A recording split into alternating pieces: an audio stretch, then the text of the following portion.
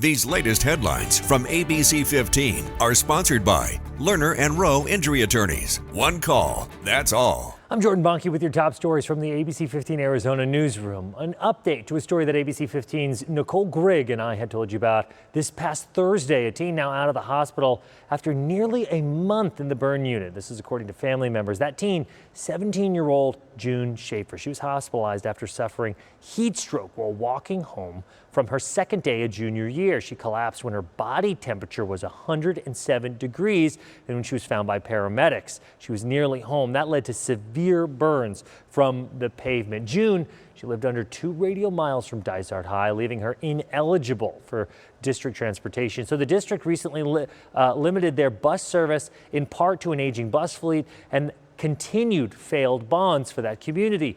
Family members tell us that June still has a very long road to recovery. And Barrett-Jackson, that auction company known for those high-profile car auctions, they're facing a class action lawsuit following a significant data breach. In July, the company notified clients that their personal information may have been stolen. This may include social security numbers, credit, debit card information, and so much more. We'll continue to follow up on that one. You know, dating apps, they can be so dangerous here in Arizona. That's according to our news partners over at KTAR. They're citing a new study by the Privacy Journal, which says that Arizona is the 4th most dangerous state for online dating. Researchers found that our state has high rates of romance scams, fraud, identity theft, and STD reports from dating app users. Arizona also leads the nation with 14 out of every 100,000 users falling victim to romance scams. And experts say that people should be cautious when meeting strangers online.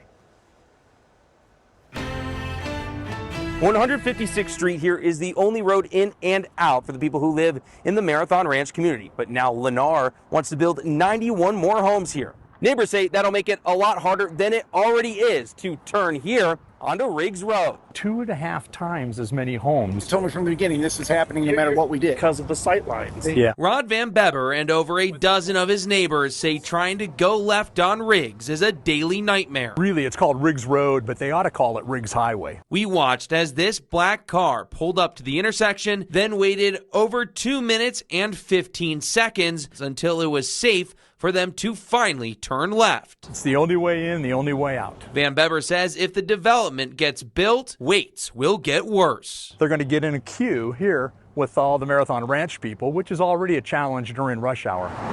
Prompting them to demand safety improvements from the town. We need a traffic signal here at the corner of 156. But town traffic engineers say we are not moving to install the traffic signal, arguing the intersection doesn't meet the criteria for a light to be installed. To install a signal where it is not warranted, it has been proven in federal guidelines that it actually increases the likelihood of crashes. You cannot convince me that a traffic signal is ever going to make any intersection more dangerous. After over an hour of discussion, and I'm telling you, making a left-hand turn on that street was taking my life in my hands. The town council decided to wait to approve the housing development to look again at safety changes. We have a lot of high schools and college kids and new drivers. Somebody's going to get hurt. The town council will decide what to do next at their meeting on October 14th.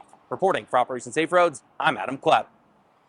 Hey, if you have a question or concern when it comes to roads in your area, you can always reach out to our Operation Safe Roads team by emailing roads@abc15.com or calling the number on your screen. Hey, this is a quick reminder. If you are taking public transportation tomorrow, keep in mind Valley Metro is running on a Sunday schedule. This is for bus, light rail, and streetcar services. There will not be express or rapid bus services.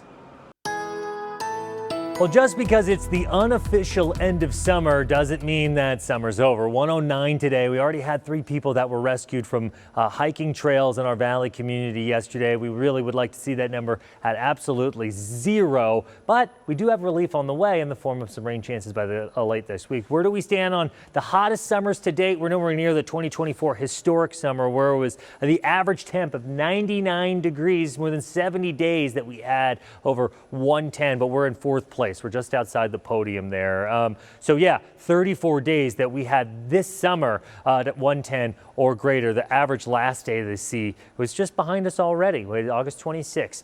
We do have an air quality alert to make you aware of. Make sure you're limiting your time outdoors here. And we do have some rain that's coming.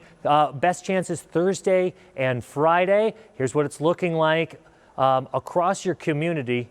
I want to bring this one up quickly. It's the Flagstaff that's going to see those rain chances starting on Wednesday. For the latest headlines, weather, and traffic, you can head to abc15.com or download the always free ABC 15 mobile app. Thanks for watching. These latest headlines from ABC 15 are sponsored by Lerner and Rowe Injury Attorneys. One call, that's all.